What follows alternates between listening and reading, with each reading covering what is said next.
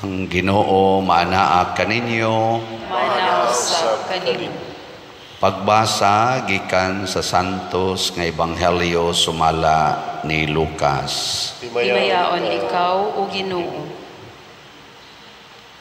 Si Jesus miingon, sa unsa ko ba itandi ang paghari sa Dios? Kini sama sa usa ka liso sa mustasa nga gipugas sa usa ka tawo sa iyang uma. Miturok kini og nahimong kahoy ug nagsalag ang mga langgam sa mga sanga niini. Unya nangutana pag-usab si Jesus, sa unsa ko ba itandi ang paghari sa Dios? Sama kini sa igpapatubo sa pan nga gikuha sa usa ka babay o gisagol sa usa katakos nga harina hangtod mitubo ang tibuok minasa. Ang Ebanghelyo sa Ginoo. Dayon ikaw o Kristo.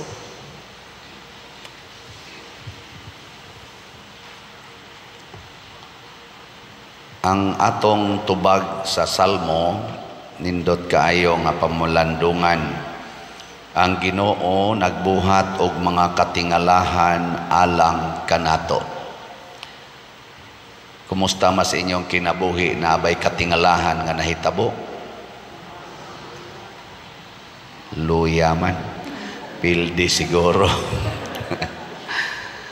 Kining mga katingalahan nga gihimo sa Ginoo gihisgutan ni sa mga Israelita tungod kay nasinati nila ang kinang gitawag na to bag miraculous na mga butang nga naghatag nila kaayuhan sama sa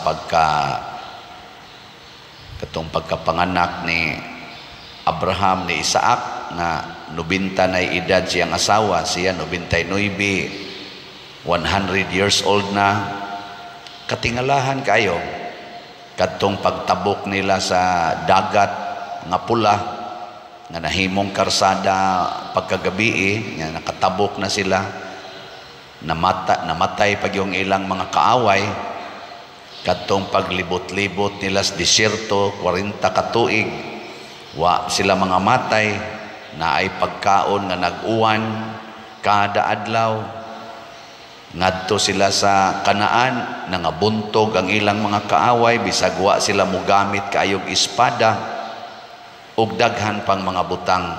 Pag-abot sang Kristo, ang tubig gihimong bino, ang 5 kapan nakapakaon og pila to ka tawo, 5,000, sobraan pag 12 ka bukag, ang mga bungol nakadungog, ang mga buta nakakita, ang mga bakol nakalakaw, ang patay nabuhi, ang giyawaan nawagtang ang yawa.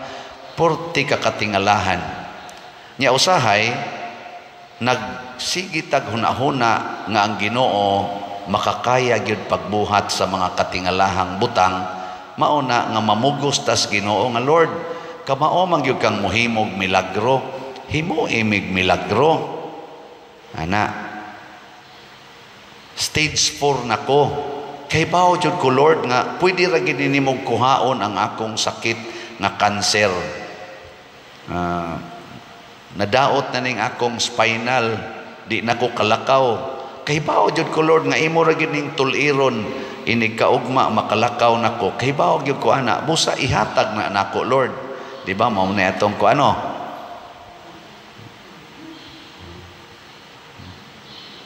Ambot ka, okay ba? Bakas Lord, nga mudaog yung kas eleksyon. Padaog ako Lord, kay ba? Madyo ko, makapadaog ka na ako. Mamugos ta niya kay nothing is impossible with God. Pero si Kristo, iyang giklaro dinhis atong Ebanghelyo, nga kini daing paghari sa Dios, diin masinati nato ang daghang katingalahang butang, mura diin ni siya og long process, difficult process.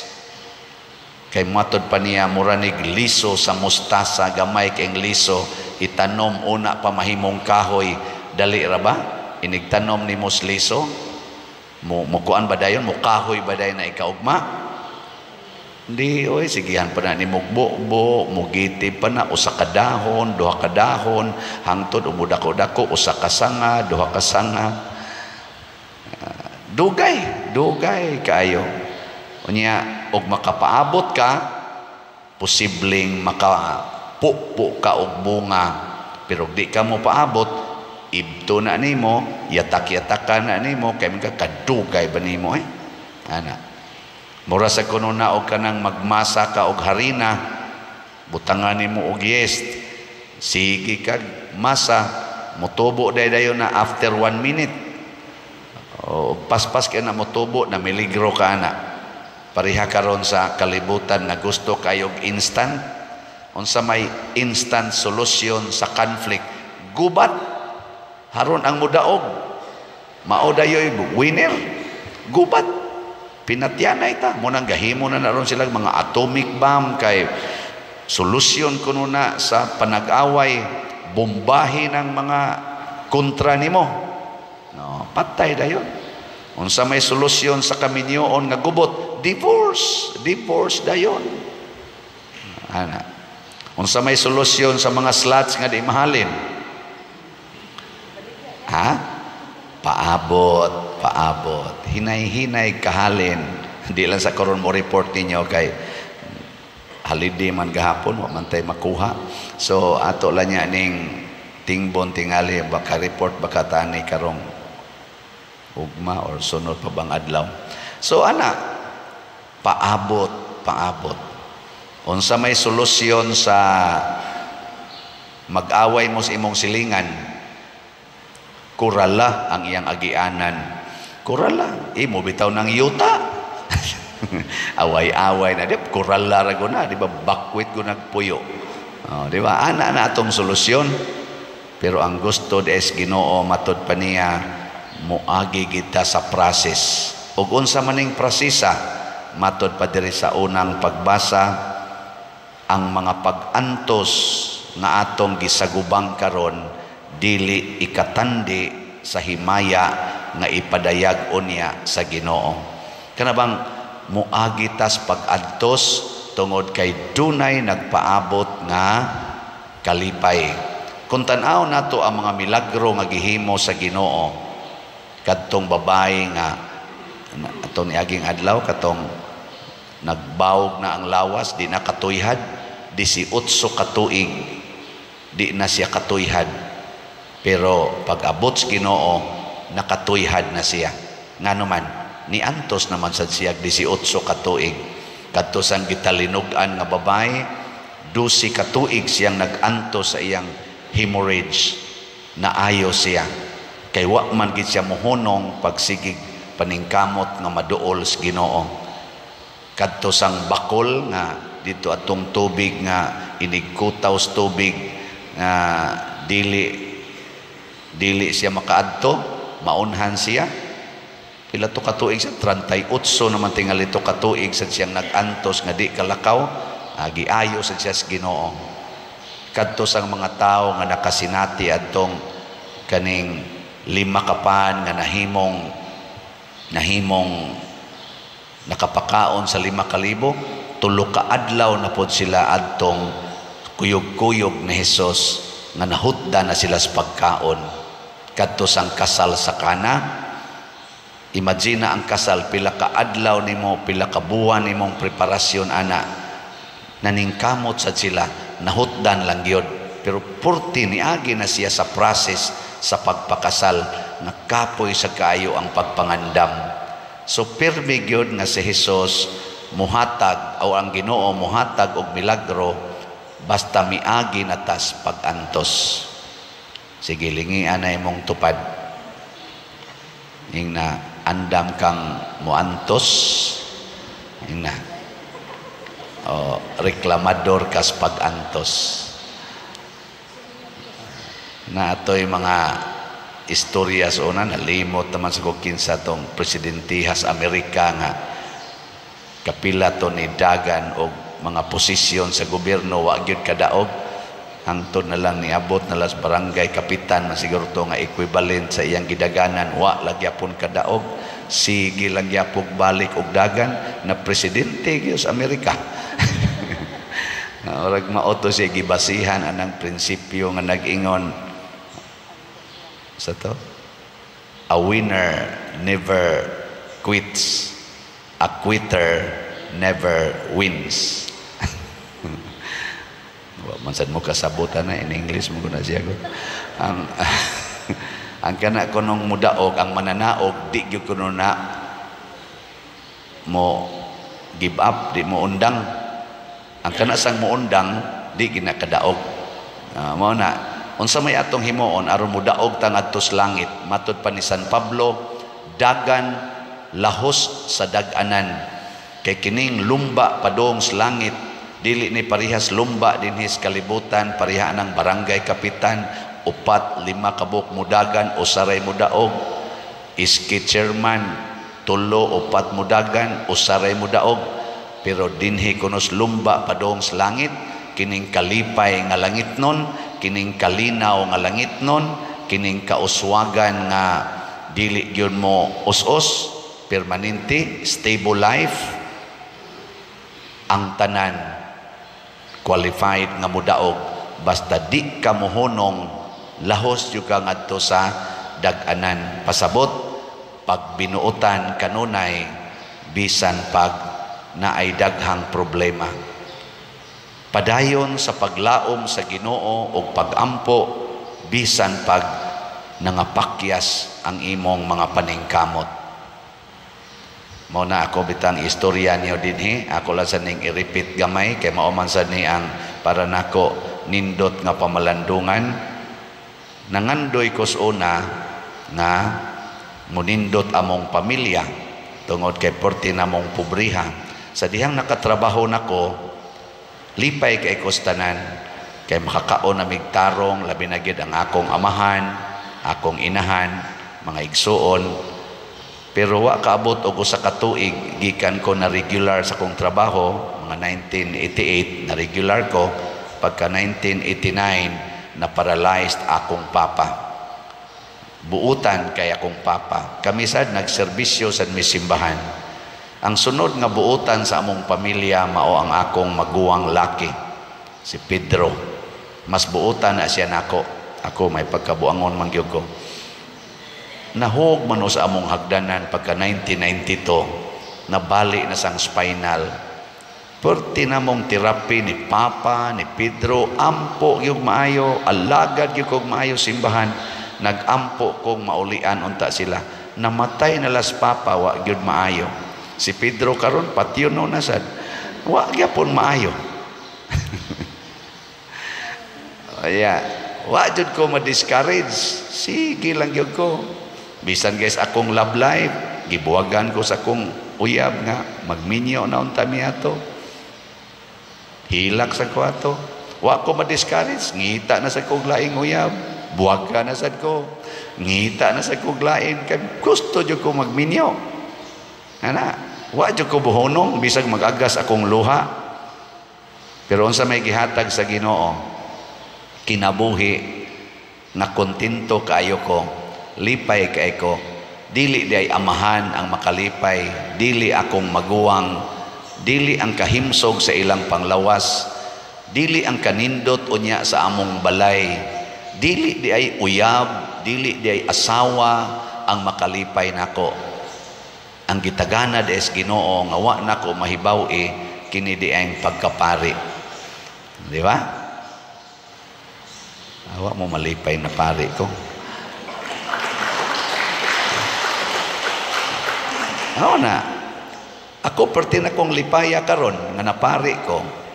Nya ang ako sang nakita, nakahatag sa ko og mga kalipay ngadto sa mga tao nga akong gialagaran. Di hinuon tanan pero ubay-ubay gyung nalipay.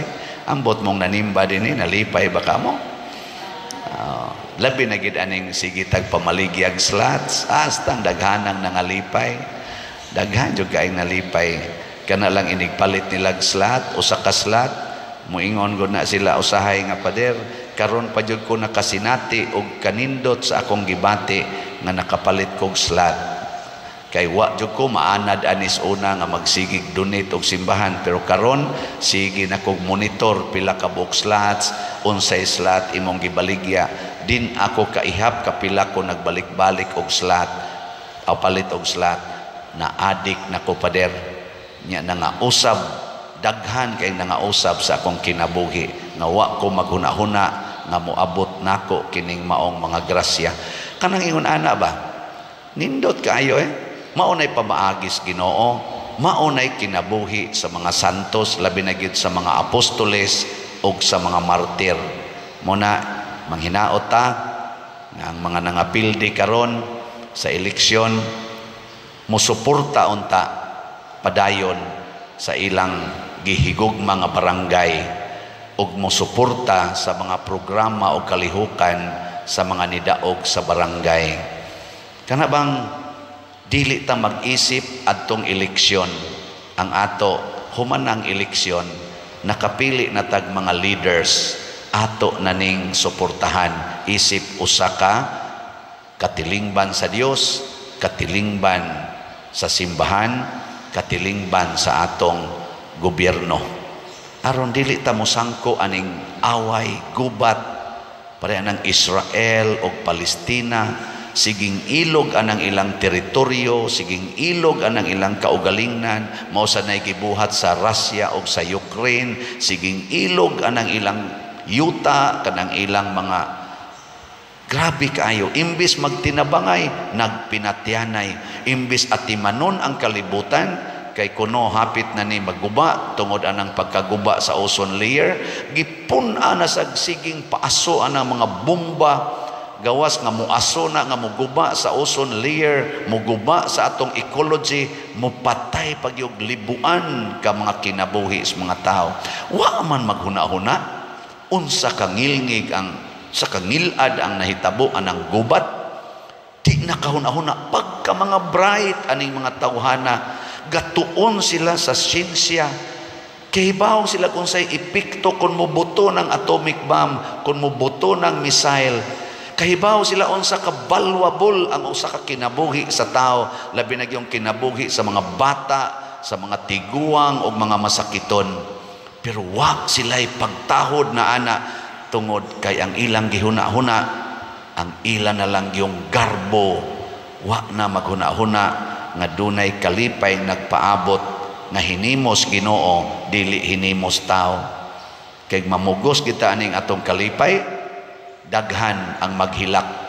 Pareha ng bana, mamugos yung malipay anang iyang kabit, kay makalipay maginang kabit, maghilak ang mama, maghilak ang asawa o ang mga anak. No?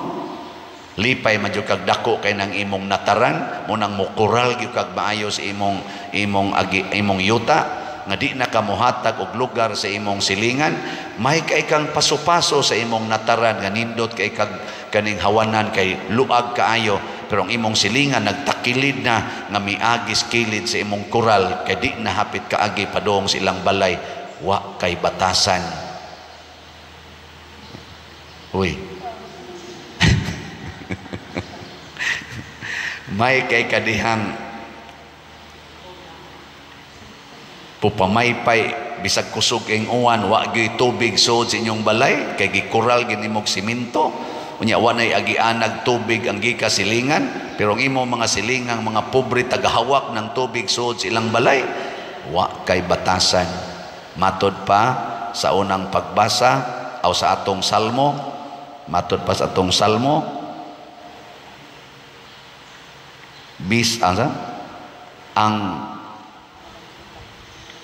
ang Ginoo maghatag og kalipay ni adtong na naghilak nga nagpugas, muani sila nga malipayon, pero sa mga dautan sama sila sa uhot nga paliron sa hangin, ug wa na gyud makita nga timaan sa ilang kinabuhi dinis kalibutan para sa mga tao nga wa magtuman sa Ginoo. So kanindot di ay sa mga namalit og slots karon, pirming malipayon. Kamo sang nanimba karon, pirmi sad mong malipayon. Pero kamong nagreklamo karon, pirming kusmod inyong naong.